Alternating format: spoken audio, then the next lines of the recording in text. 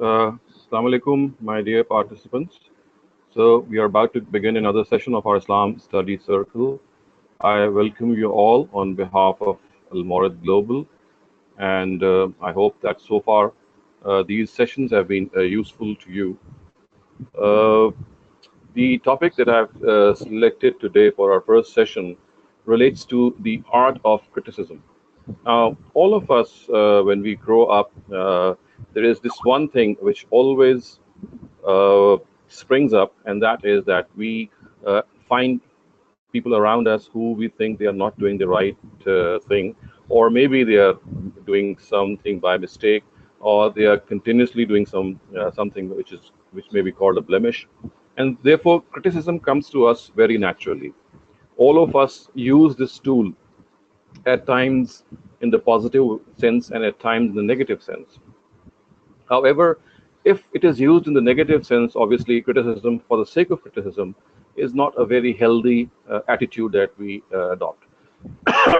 In this regard, the correct way is that criticism is something, of course, of a very healthy nature if it is done for a purpose, if it is done positively, if the constructive criticism that we have in mind really affects the surroundings and the people around us, and we are able to correct people through our criticism. Because you see, the the, the way in which we learn our mistakes is through criticism, and I think the best way in this regard is self-criticism. So the best thing that we can do is we should hold ourselves critically, so view ourselves critically, and excuse me, and criticize our own selves the foremost. So, as we say that charity begins at home, I would say that criticism also begins at home, and more specifically by our own selves, on our own selves. We must criticize our own selves, and we must be very, very stern and harsh in this self criticism, because this is the only way in which we are going to learn and improve. And as far as criticizing other people is concerned, as I said, if it is used in a positive way, it can really, really work wonders. It can really have a positive effect on other people, and it can improve the attitudes, the behavior of other people, especially those who are around us. As parents, we often criticize our children, and today's world actually witnesses the children criticizing their parents also a lot. We criticize our friends, we criticize our colleagues, we criticize our brothers and sisters, all those around us. So, if we want to use this constructive criticism in a way that it becomes beneficial for people, then, my dear participants, my dear viewers, we have to learn the art of criticism. Criticism is an art, just as appreciating others, which we discussed last time, is an art. Criticizing others also is a skill. It's an art that must be learned, because if we don't learn how to criticize, we'll end up in actually proving the opposite. The criticism would prove counterproductive. Instead of improving affairs, it will worsen them. So today, as I said, I would like to present some of these points which might be helpful in learning this art of criticism, this skill of criticism. We have to be dexterous, we have to be adept, we have to be extremely cautious in how we deal with this skill.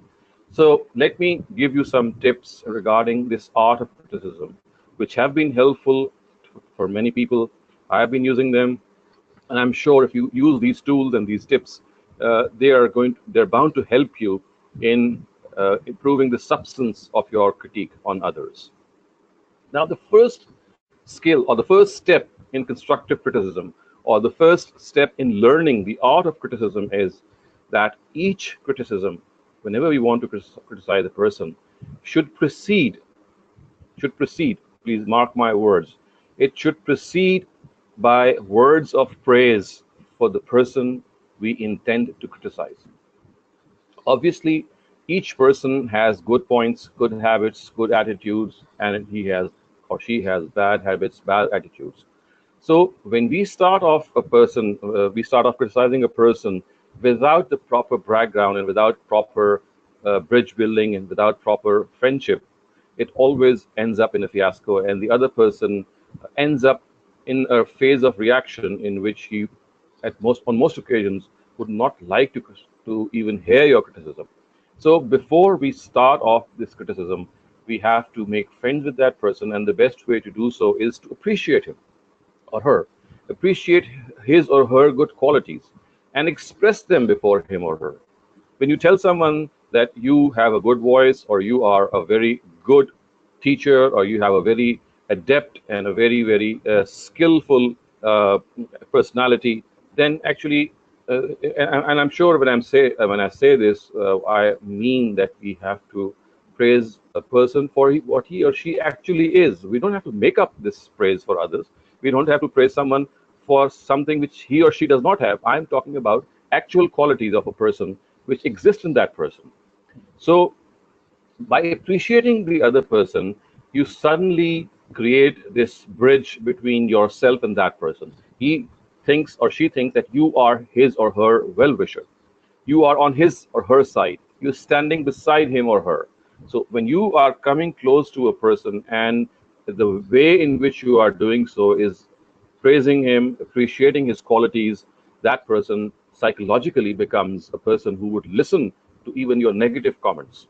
But that should be later. And the famous French poet and philosopher Voltaire actually is credited with this saying when he once said that whenever we intend to criticize people, it's not easy because it actually hurts the ego of that person.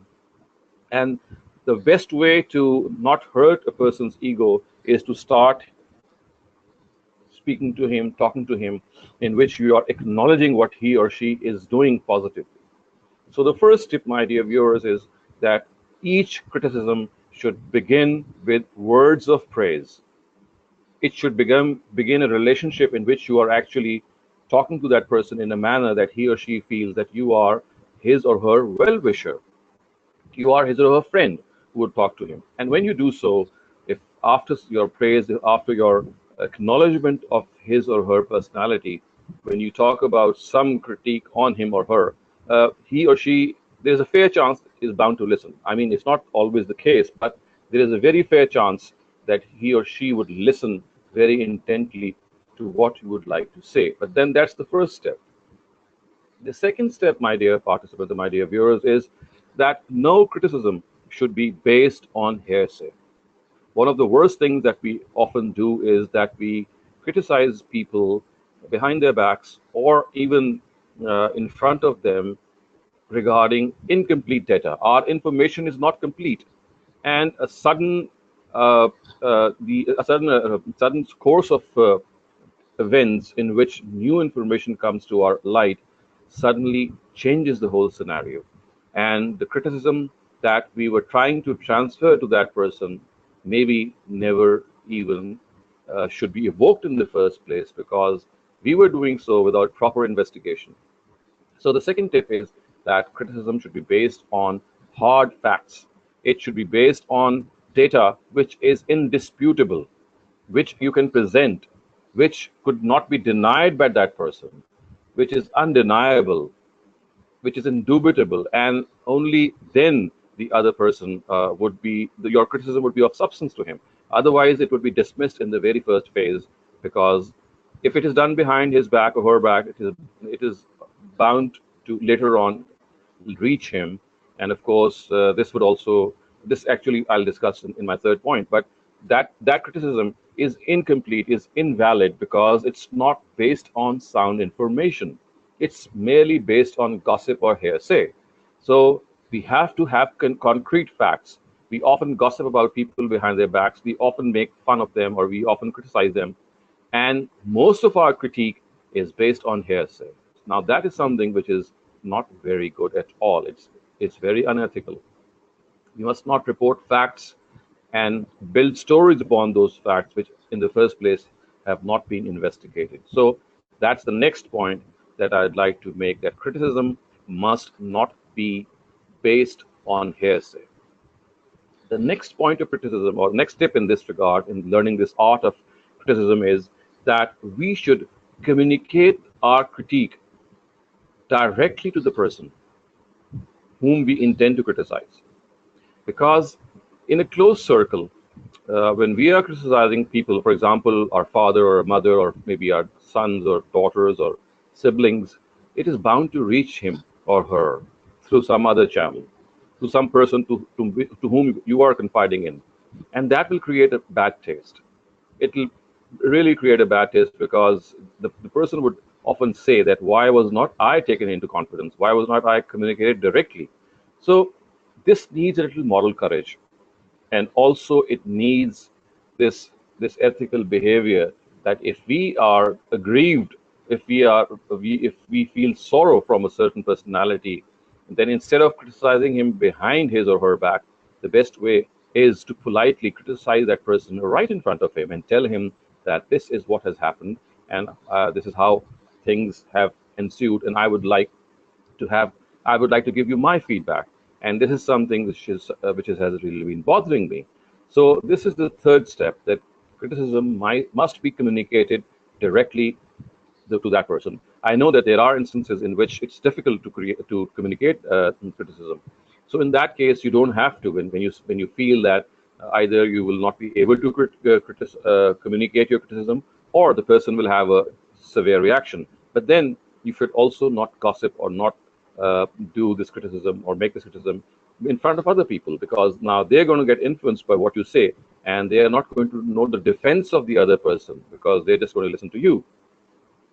The fourth important point in this regard, to learn the art and the skill of criticism, is that we should not criticize a person right at the time when he is doing the mistake that we want to amend, or we want him to give away, or amend himself, or reform himself. Because you see, when a person is doing a mistake, if you start to correct him right at that point, now that is the biggest defense mechanism which psychologically arises in a person, and he or she would react.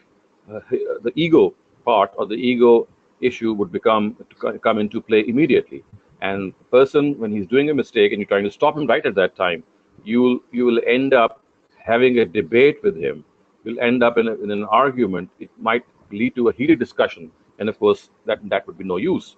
Just for example, you're trying to stop a child for doing something that he should not do. Maybe he's playing outside and the sun, or maybe he's too busy in his computer games. Now, when he or she is busy in that, wait for that moment to subside. Wait for that activity to die away.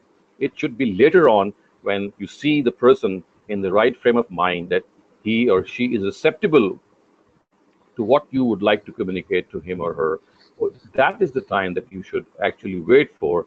And this is what we call waiting for the opportune moment. Waiting for the opportune moment. You should wait when that person is in the right frame of mind. And that is what we call wisdom. And the Quran also has addressed this by saying, Zakir in naf'at zikra. Remind people, reform people, if that reformation is going to benefit them, which means that you have to try to understand that reforming others or criticizing others is not just a push button job or a task. It is a psychological task that you have to understand. And this psychological task that you have to understand can only go further if you are able to understand that there are certain moments in which this criticism is going to become effective. And the worst time for criticizing a person is at the time when he or she is doing that mistake. Let that person come out of that phase, and then wait for the right time. Wait for the time when he is or she is smiling, or maybe talking to you in a way in which you would think that the time has now come, that I can now present my view to him or her. The fifth point, my dear viewers, in this regard is that as much as we can, our criticism should not be couched in harsh words. It should be in a very soft voice, in a very soft tone, in very, very carefully chosen words, in which we are able to very tacitly, very softly communicate the point to the other person. Because you see, if your criticism is absolutely correct, and you'd like that person to know what he or she is doing wrong, then if you use a harsh tone, then 9 out of 10 times that substance, that soundness of your criticism will lose that soundness if it is not properly communicated. If it is communicated in harsh words, if it is communicated in anger, then of course the other person is not going to look at the content of the criticism. He or she is bound more to look at the style of criticism. And if that style and tone is harsh, if it angers the other person, if it actually uh, brings certain things to his mind in which he or she is not able to concentrate on the substance or the corpus of criticism, it will end up again in a very bad taste. So the fifth point here is that you have to be very, very careful. You must not use harsh language. You must be very specific. Let the other person actually reflect more on what you intend to criticize. And my dear viewers, the sixth and last point that I'd like to make here is actually something which the Quran at one instance has pointed out in Surah Tahrim, when the Prophet Muhammad was actually uh, not very pleased with some of his wives because he had confided something in one of to one of them, and she had actually then conveyed whatever he had confided to her to another wife. And you know what the Quran said? The Quran, without naming who these wives are or without actually pointing to the mistake, since he wanted to correct our attitude regarding how to correct other people, at one instance has said, when the Prophet knew that something wrong had been done by one of his wives, so what he did was, عَرَّفَ بَعْضَهُ وَأَعْرَضَ عَنْ بَعْضٍ. This is what the Quran says, which means that the mistakes that she had committed were multiple. There were four or five of them. But the Prophet never pointed out all of them.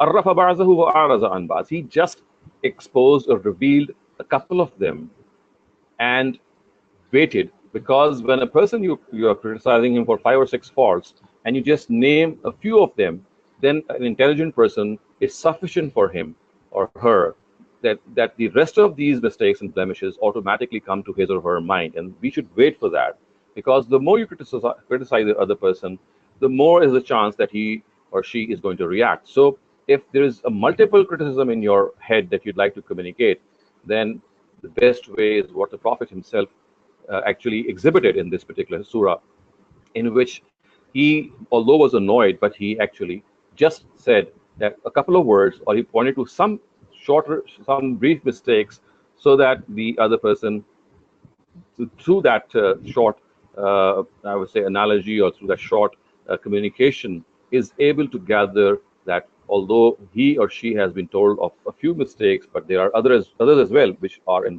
her head. And this is the best psychological way in which you are able to transfer the thinking of a person regarding her own mistakes by self-analysis. Instead of you telling her, you're just telling a couple of them, and you're letting the rest of them being thought over by the other person by analysis. So, my dear viewers, these are the six important points of self-criticism, besides the first or the primary one, in which I had communicated that before we start criticizing others, I think as charity begins at home, criticism also begins at home. It has to be on our own selves. It's easy to criticize others. It's easy to always point at others and to find faults of others. And we are very generous also. We are on. It's like a habit to most of us. We have to overcome this habit. We must start with our own criticism. And if we are to criticize others, because you see, criticism, when used in the right way, in a positive way, it helps improving the other person. So it must be used as an art. I repeat, it's an art, it's a skill that we should learn ourselves, that we should teach our children and those around us. Because you see, life is something which is built around the words that we utter, the attitudes that we adopt. And when we utter words which hurt other people, when we utter words which actually are counterproductive to our own aim, then we end up in a very, very difficult scenario. So we must learn this art. It's a tact. It's a tact, and it's part of a wise man's or a wise woman's repertoire, that he or she is able to learn this art of criticism, and then at the same time is also able to implement it. So just let me repeat some of the precepts that I have just narrated before you. And I hope I remember all the points. But let me recall that the first thing that I actually said was that criticism is something that should actually be preceded by praising the other person. That's the first thing. You should build this confidence in the other person. The second point was that we must communicate that criticism directly to the person. Then the third point was that we must not base criticism on hearsay. It should be based on sound facts. The fourth point was that criticism should be conveyed directly to that person and not to third or fourth people. And the fifth point was that criticism must not be couched in harsh words. It should be couched in polite words. And the sixth and final point that I made was that when we have multiple critiques in our head, multiple criticisms that we would like to communicate to other people, let's not do, let's not communicate all of them at the same time. We just need to point a few of them, because the other person will then be given the chance to reflect on the remaining ones through his or her own analysis, and this would be much more fruitful. So these are some of the points, and I'm sure if you sit down tonight or have whenever you're able to think on these points, you might be adding even more to this. But please do think that criticism is a great weapon. It's a very, very sharp weapon. It's a very effective weapon, but when used positively. When you use it in a negative sense, when we use it in a way in which it challenges the other person, it hurts the ego of the other person, then this is no use. It's basically our own ego which is now working against ourselves. Instead of correcting the other person, we are trying to impose ourselves. We are trying to prove ourselves that we are superior to the other person. And then that smacks of arrogance. So, as I said, criticism is something very essential. We must learn that, because it is something which will really, really be able to help our surroundings. But if we don't have this art, this skill in the proper way, don't learn it, then it can really play havoc, and it can really spoil our relations, and it can go as far as any extreme that you can imagine. So I will end this first session here on this note that let us be self-critical and let us be critical of others, but by after learning this art of and skill of criticism. Thank you.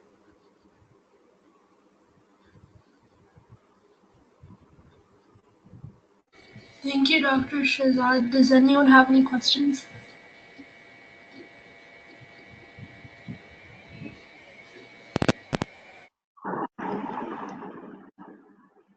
So, if you don't have any questions, then maybe we can start off the next session. There are no questions. Okay, please go ahead.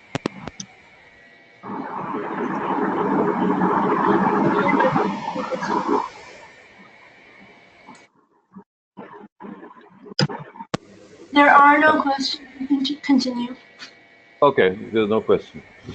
Okay, so dear participants, the next topic that we're going to discuss, which is the second part of our session, as is the usual case, we generally take up some of the common misconceptions which go in the name of Islam, and we try to dispel them and present the other picture in this regard. But as I said, but when you come across these explanations from people like us, you don't have to immediately believe them or immediately accept them.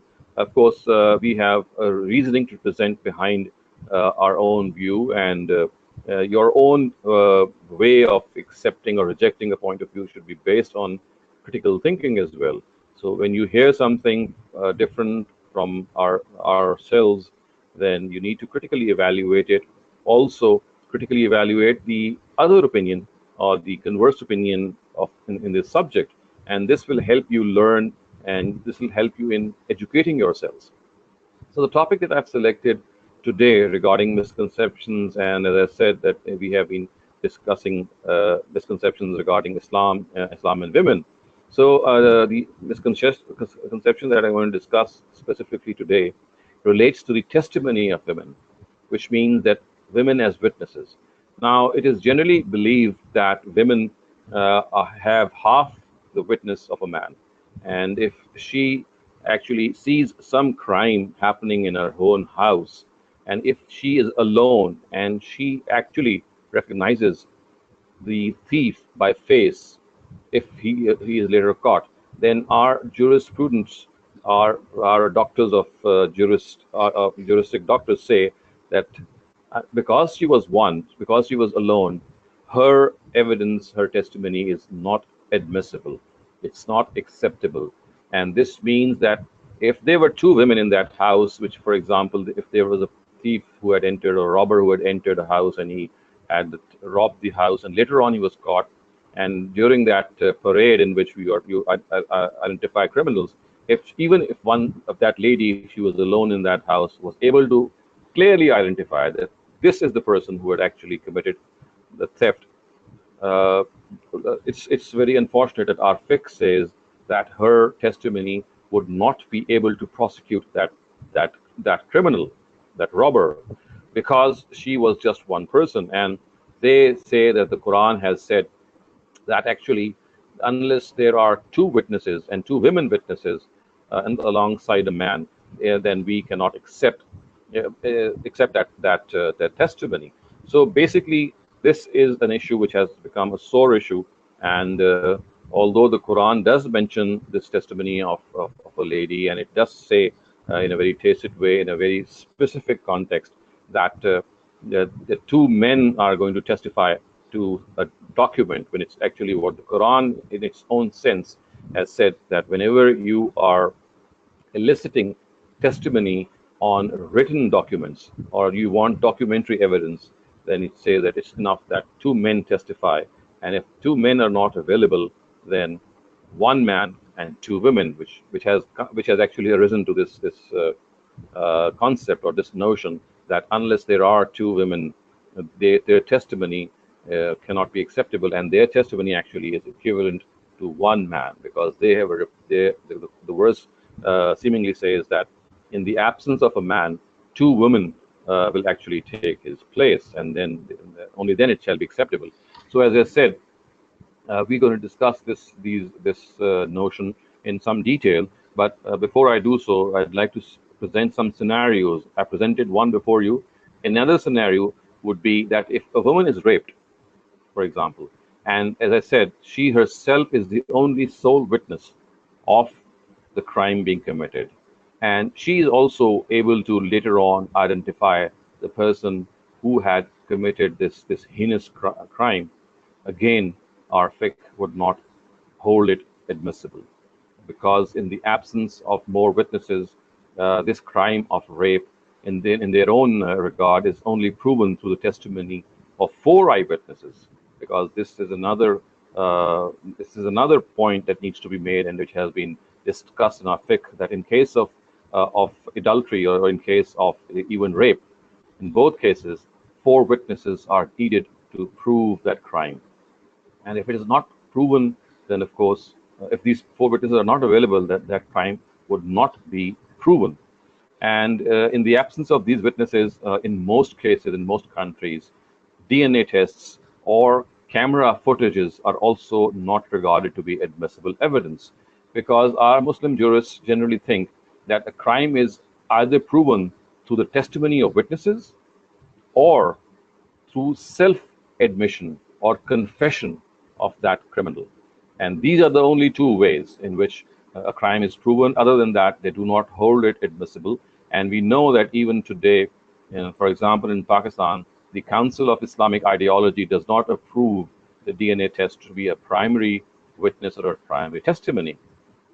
So this is the whole issue that has become so inflated because of a lot of incidents of rape and theft and other things happening, and the women, since they don't hold equal testimony to a man, then if their case is presented before a judge in a court, it's not admissible, it's not accepted.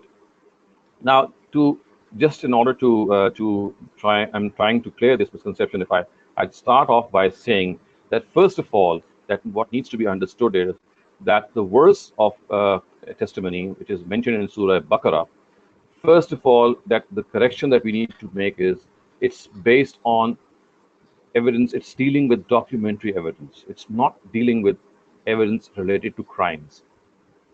So what our jurists have done fundamentally, which humble opinion, my humble opinion is incorrect, is that whatever has been written about documentary evidence, they have analogously regarded to be correct in the case of criminal evidence as well.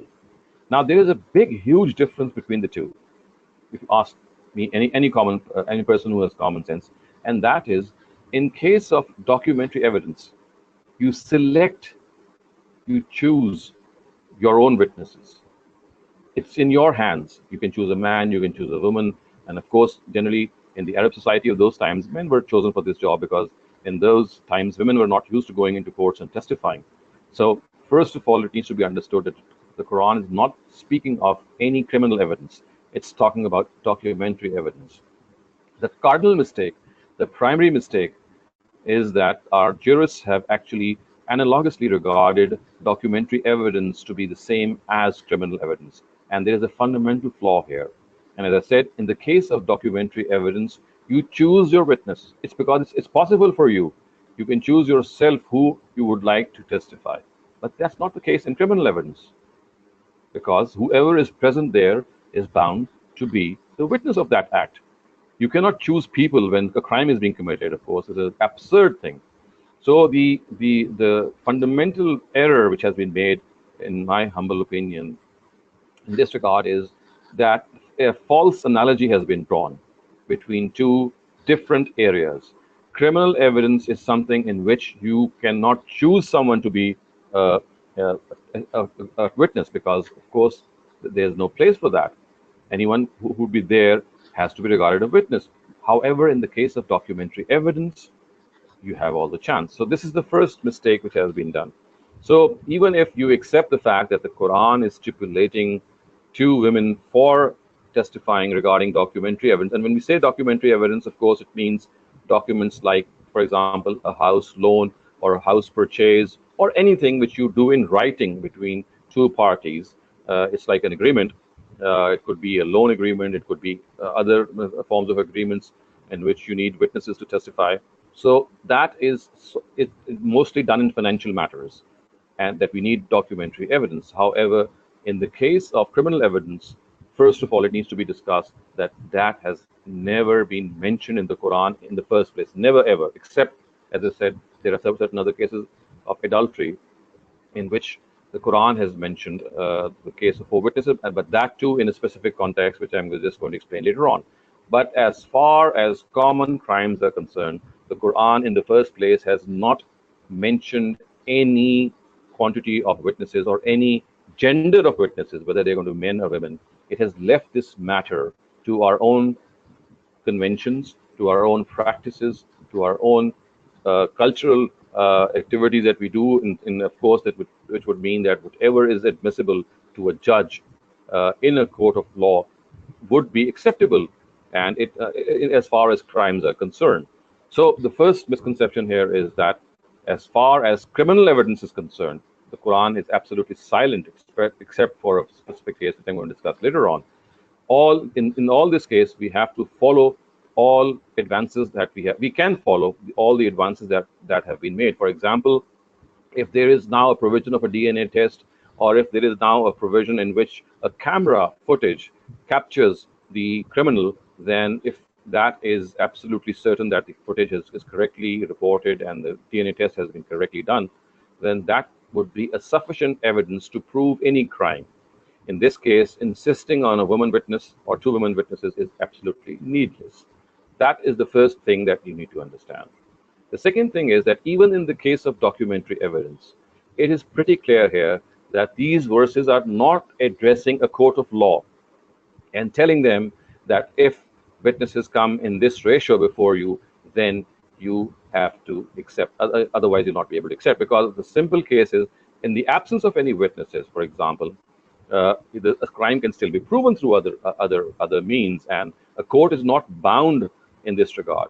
So the second area is that this verse is actually addressing Muslim men and women in their capacity, advising them that whenever you are trying to pick up witnesses, you can do so. It's up to your own choice. But if you accept a woman witness, then you can have this choice of bringing another lady with her, keeping in view the circumstances that were prevalent in those times, that if one of them falters, or is not able to give testimony in the proper way, then the other is going to be there to correct her.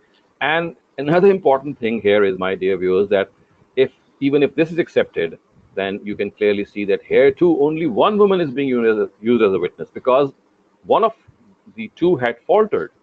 She was not giving a proper witness.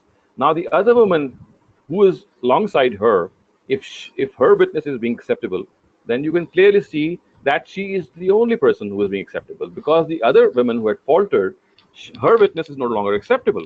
So you can see that if one woman has been replaced, it's not that two women have been replaced by two women. It's the case of one woman being replaced by her own friend or other person who is with her, and acceptance of her sole testimony, because the first of these had already faltered. So this again is something that we need to understand. Now, as far as the question of four witnesses is concerned, the Quran only mentions it in a specific context, and that is that if you have to accuse pure, honorable women, innocent, pure, honorable women, if someone has to accuse them, if someone has to, someone sees them in a way in which they have committed adultery, then the Quran says then nothing less than four eyewitnesses in this regard are acceptable. And it has made this testimony purposefully difficult because it wants innocent, humble lady who might have faltered, that her crime should not be detected in the first place. And only if it is as blatant as this, that four people can testify, seeing her in this position or in this act, that that person would be indicted.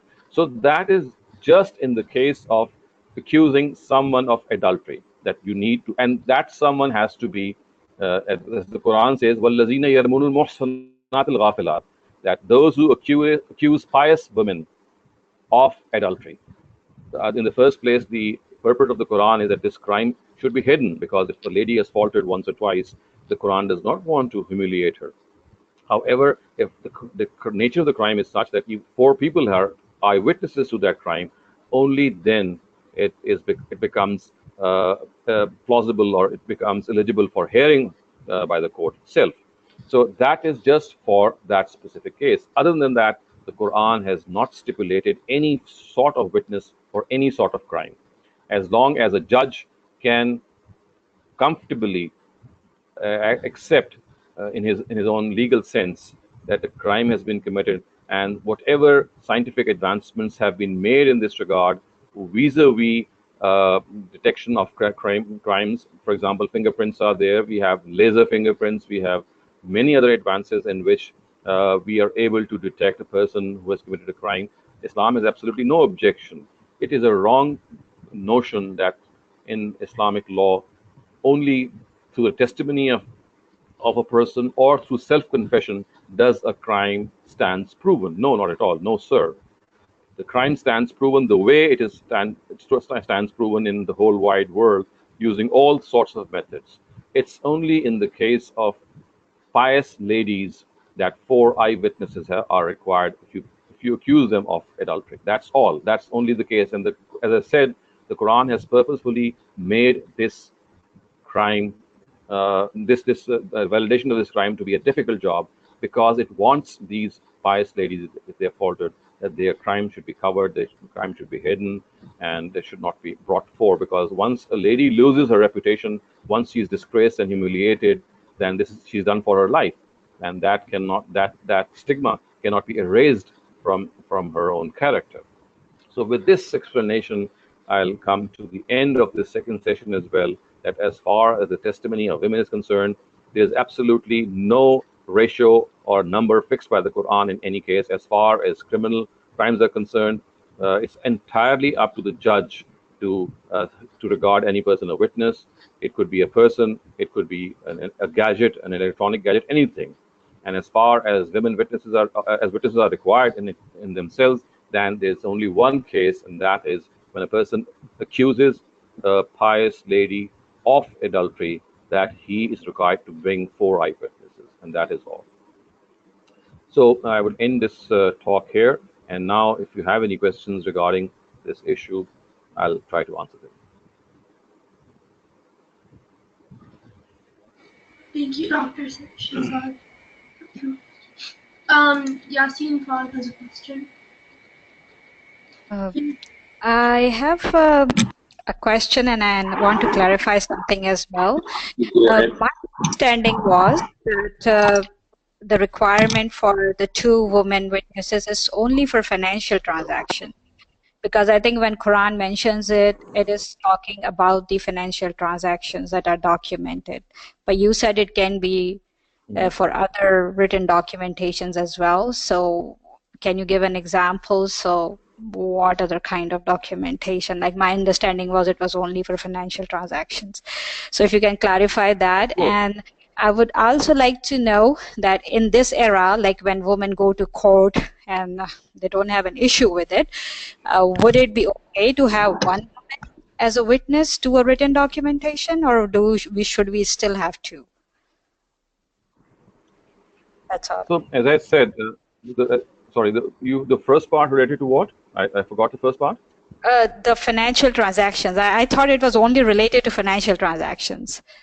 So, but you said it's other documents too. So you see, the verse of the Quran starts like this: Ya ayyuhallazina amanu iza tadayantum bidainin faktubuhu, which means that if you are trying to acquire a loan which is time barred, then you should write it down. It starts off, of course, with financial transactions, but the way in which these financial transactions are to be documented, as the verse proceeds, tells us that it's actually the written documentation of any agreement that can be in a similar manner.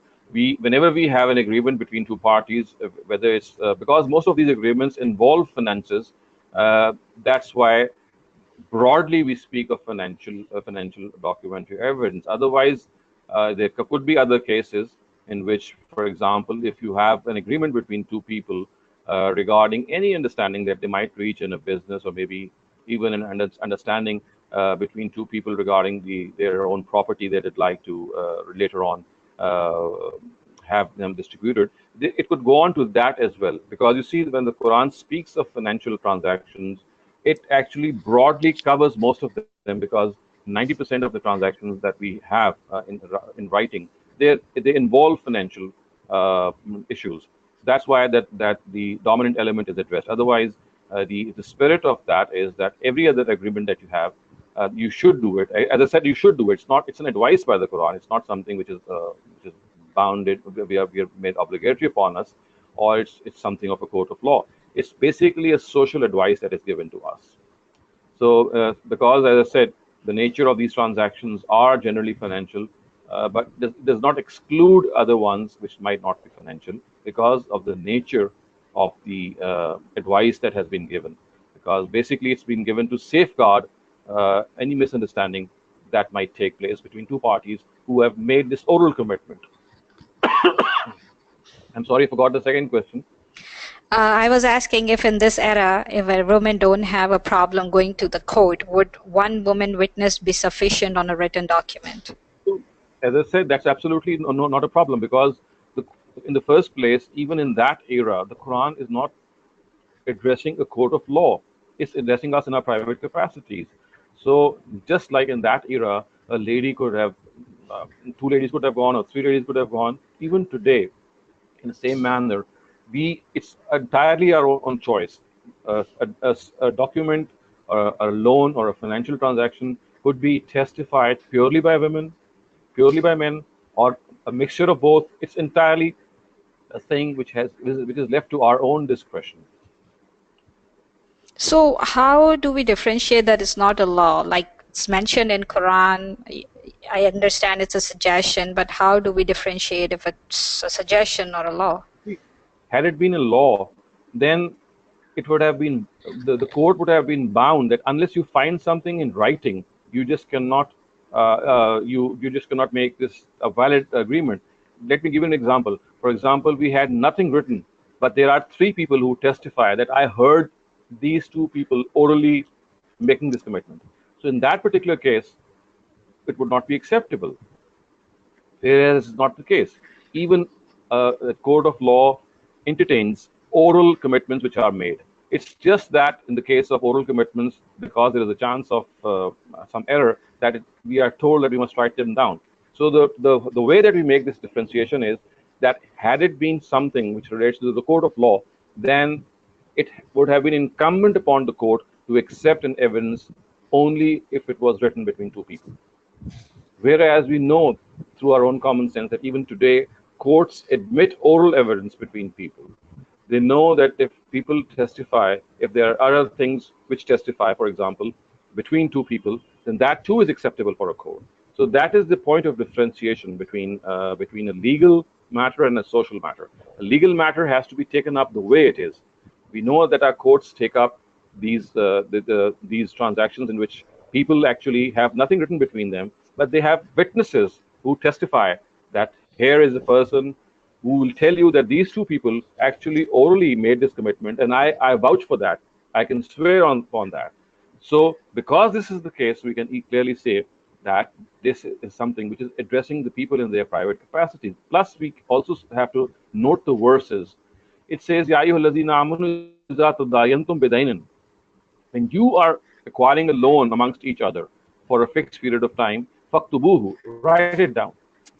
The manner in which this is said, and the verse which ends this whole discussion says, "Zalika aqwamul shahada," which means that it's more fruitful, it's more nearer to the witness being in the correct way. So the way the whole verse has been discussed, and the manner and the context and the background, all are very, very clear that it relates to a personal advice on the part of the Quran. Thank you.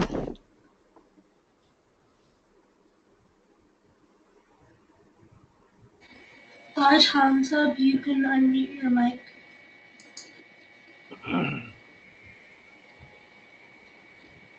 Aksha, my request to you is that you already gave us the evidence from the Quran, but are there any hadiths, any kind of traditions, any kind of ruling during the life of the Prophet or thereafter that would support the positions that you are taking currently with the interpretation of the Quran? Well, in the times of the Prophet, we don't have any reports because you see, it was not a custom to report things which go on in a normal way, as is the case with history and reportings. Unless something unusual happens, things don't get reported. But even then, we have a report in which Ali Ta'ala Anhu is said to have decided a case on the basis of a single woman witness. We have that.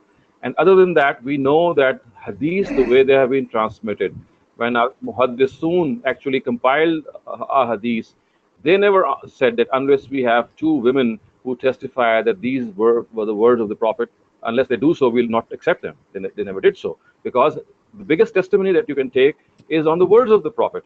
We know that there were a lot of sahabiyat, his own wives, other women, who actually narrated a lot of events, a lot of ahadith in chains of narration.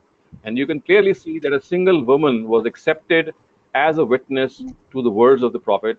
And one of the greatest witnesses actually is Aisha, radiallahu anha. We have about a couple of thousand ahadiths which she narrates. But when our muhaddisun actually record the ahadiths of women, they never went after asking whether two women were available for a particular hadith. Only then they'll testify. They accepted the witness of a single lady, which is the biggest proof, I think, on this fact that this is something which does not relate. It has been wrongly interpreted, or it has been misplaced by us when we are interpreting the Quran. The whole actual scenario is entirely different. Thank you.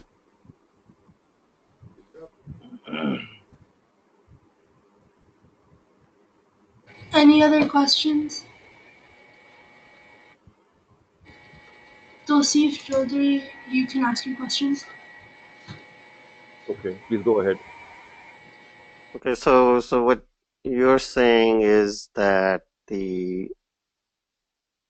for all our four major schools of thought, Arba, they have understood incorrectly, requiring. That's Okay. Okay. But let me also posit the fact that the fifth Which school is of a thought, little which is hard actually to. Yeah. Go ahead. yeah, you see, Imam Ibn Taymiyyah and his student Imam Ibn Qayyim, had an entirely different view, and Mm-hmm. he was very close to what I've said. He said that this is basically a social advice, and this is not something of a legal advice. And the real thing is Right. bayana, as we would say. The bayana means what proves something. So you see, we need to take off this I would say magical spell which is generally woven when we think that a particular issue has been thought over by some famous authorities. The real thing Right. is not the people; it's the reasoning behind it. Because you see, there is no guarantee that a person's intellect cannot falter. Of course, if there's something from God or the Prophet, there's a separate category. But as far as other people are concerned, our manner in judging them should not be on the basis of how many people said what. Because you see, these four jurists became famous, and their reports have been handed down. We had about 100 other people who were as competent, but because their fiqh never was adopted by the state, these are the four people or the four schools of thought whose fiqh was adopted by state, and therefore they became prominent. Right. Abu Right. Hanifa's fiqh became prominent in Iraq. Others became prominent in other areas.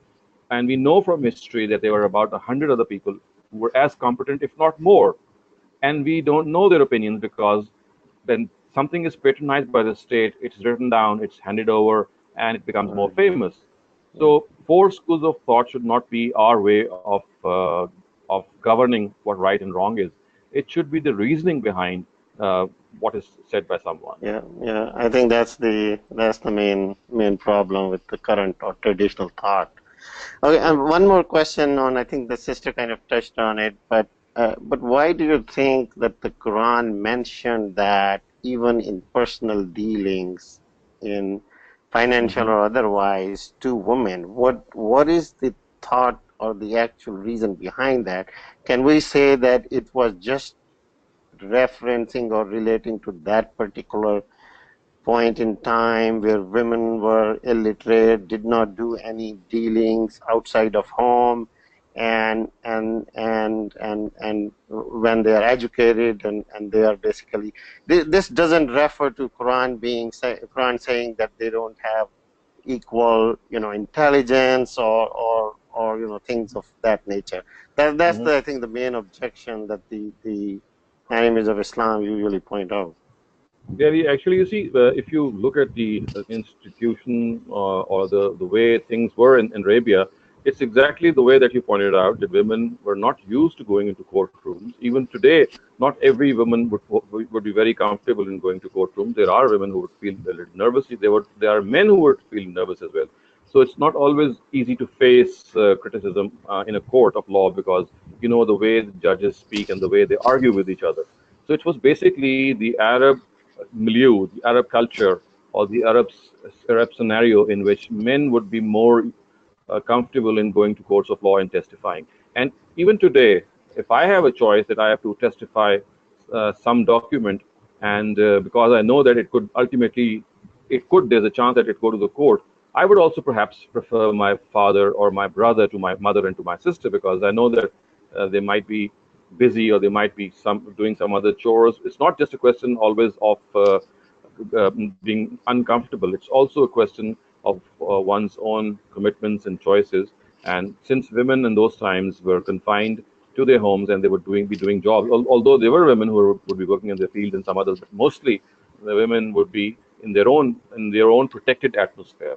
So that is the reason, in my humble opinion, that it was preferred specifically or spoken of. And the reason that the Quran is stressed here is that financial agreements in those times would become would actually produce a lot of disputes among people, and they would make Right. agreements with another.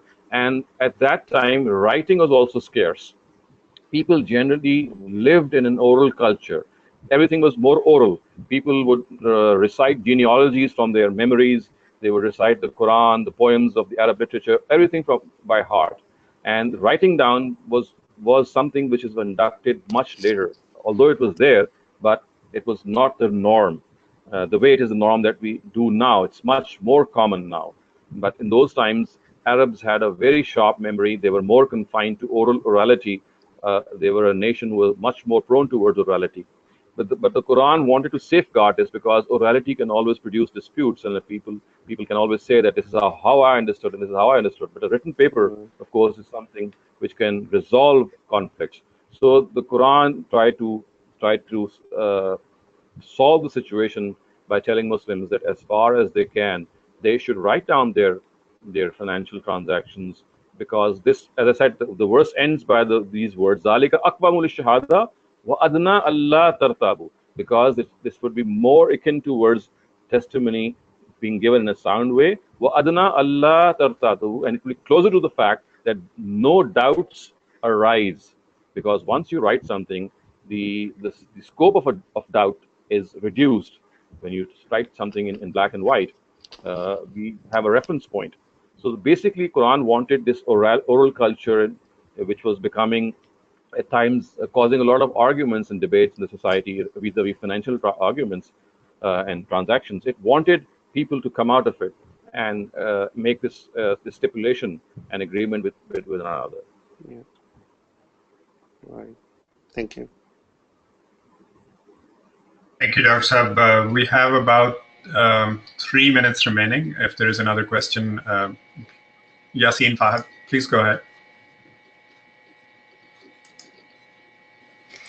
I have a question. It's not related to the topic, but if you can quickly answer it. I just want to know if we are supposed to say akama when you are offering a salah in the house individually, like for women, most of our salahs are done in the house individually. Do we need to say akama before every first salah?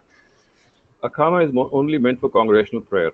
Only when there is a congregational prayer, whether it's in the house or in the mosque, is this ikama made obligatory, because ikama basically signals that people should now get ready and stand in rows. It's like a signal given to people who might be scattered in a room or somewhere that the prayer is starting. And it is not at all mandatory. In fact, it's not even advisable that you do it when you are praying alone. It's only done when you are praying collectively, whether in a house or in a mosque or anywhere when there are more people, more than one person. Even if there are two people, the ikama has to be said. But when a person is just alone, he or she just needs to proceed with the prayer. Okay. Thank you. Thank you, Dr. Saab. We have time to take one more question. We'll take it from Rafiq Khaja Saab. But before that, a quick announcement. Dr. Shehzad will be traveling. He'll be in Australia on a speaking tour for next few classes. And our other fellow of Al-Mawrid, Dr. Khalid Zahir, will be substituting and teaching next few classes, just as a general announcement. I'm not sure what structure he wants to follow, but he'll let us know next class when he teaches. Thank you. Rafiq Khaja Saab, go ahead and unmute your mic, please, and ask. I wanted to ask you, is it necessary for us to say the Sunnah prayers every time, or it's only the first which is important? Well, just the first prayer is something which is for which we'll be held accountable if we don't pray. But importance is something which, of course, has its own significance. And like the first prayer, the Sunnah and the Nafils, they also have importance. And importance means that they'll earn more reward for you. There will be something which you present before the Almighty, and hence make you worthy of more reward. But if you don't pray, other than the first rakat, you'll not be held accountable before God. So if the question is which part of the prayer is mandatory, then just the farz are mandatory. All the rest, whether they are the sunnah or the witrs or the nafils, they are all optional. However, they are desirable whenever one has time and one has the inclination towards it. It is something which we present before God, because the farz is something which God wanted us to do, and we did it. And the nafil part is something that we are presenting from our own selves towards God. So that is something which is really spiritually cleansing and spiritually enhancing for a believer. And whenever he or she gets the time, he should do it. But as I said, it's not mandatory. Thank you. So if we have time, we can say it. And if we, for some reason, sometimes we don't get time, then it's okay Right. to ignore it. Right. Thank you very Absolutely. much. Thank you. Thank you very much for everybody for attending today's session. Thank you, Dr. Saab. Inshallah, we'll meet next week. Assalamu alaikum. Okay. Walaikum. Okay. Goodbye. Khuda Hafiz.